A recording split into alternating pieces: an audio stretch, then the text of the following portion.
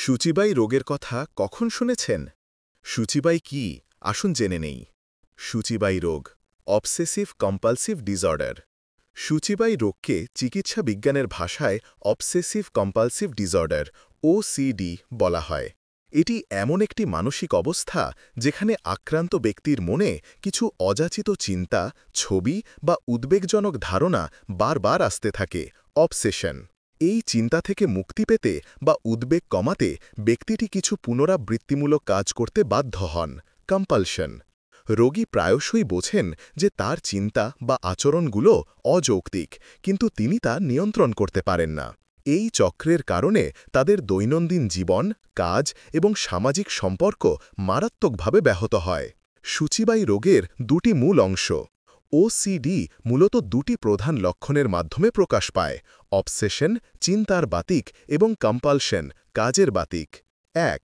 Obsession, অনাকাঙ্ক্ষিত চিন্তা। Obsession হল অনবরত আশা, অনাকাঙ্ক্ষিত এবং অনুপ্রবেশকারী চিন্তাভাবনা, ছবি বা আবেগ যা মনে প্রচণ্ড উদ্বেগ, বিরক্তি বা অস্বস্তি তৈরি করে। ব্যক্তি চেষ্টা করেও এগুলোকে মন থেকে সরাতে পারেন না। অবসেশনের কয়েকটি সাধারণ ধরন: দূষণের ভয়, কন্টামিনেশন ফিয়ার। মনে হওয়া যে শরীর বা জিনিসপত্রে নোংরা, জীবাণু বা ময়লা লেগে আছে এবং অপবিত্র হয়ে গেছে। সন্দেহ, কোনো কাজ সঠিকভাবে করা হয়েছে কিনা তা নিয়ে বারবার সন্দেহ হওয়া, যেমন গ্যাসের চুলা বন্ধ করা হয়েছে কিনা, দরজায় তালা দেওয়া হয়েছে কিনা। ব্যবস্থা বা প্রতিসাম্যের প্রয়োজন, need for symmetry or order. জিনিসপত্র একদম নিখুঁতভাবে বা নির্দিষ্ট বিন্যাসে সাজানো না থাকলে তীব্র অস্বস্তি বোধ করা।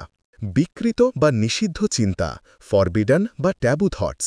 হিংসাত্মক, যৌনতা সম্পর্কিত বা ধর্মীয় বিষয়ে অযাচিত, বিব্রতকর ও নিষিদ্ধ চিন্তা মনে আসা।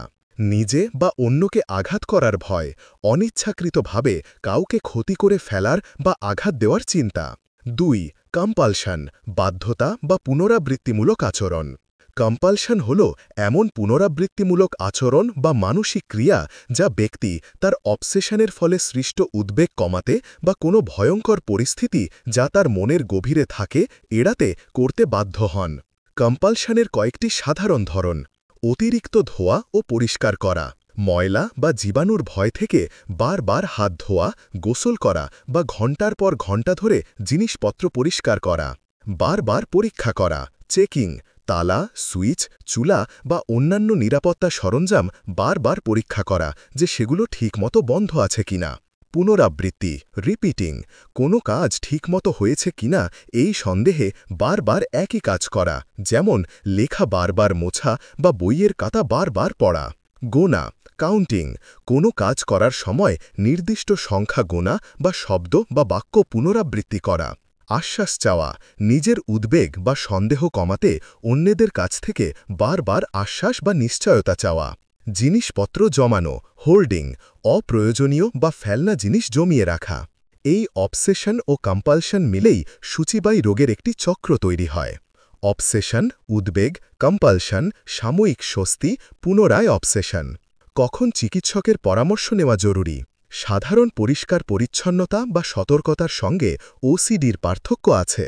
যদি আপনার চিন্তা বা আচরণগুলো দৈনন্দিন জীবনের গুরুত্বপূর্ণ কাজে, যেমন কাজ, পড়াশোনা, সম্পর্ক ব্যাঘাত ঘটায় এবং দিনে ১ ঘণ্টার বেশি সময় নষ্ট করে, তবে অবশ্যই একজন মানসিক স্বাস্থ্য বিশেষজ্ঞ বা মনোরোগ বিশেষজ্ঞের পরামর্শ নেওয়া উচিত।